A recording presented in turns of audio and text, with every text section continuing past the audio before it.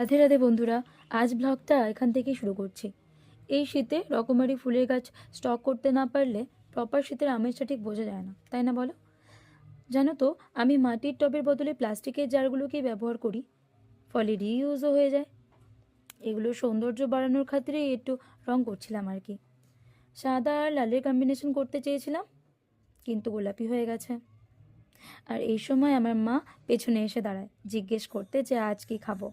এখন তো বাবা নেই, তাই এই কথাটা মা আমায় জিজ্ঞেস করে। জানো তো, ভিডিও করার সময় না আমার মা আমার থেকে বেশি এক্সাইটেড থাকে। বলতে পারো মায়ের কথাতেই এই ইউটিউব চ্যানেল খোলা।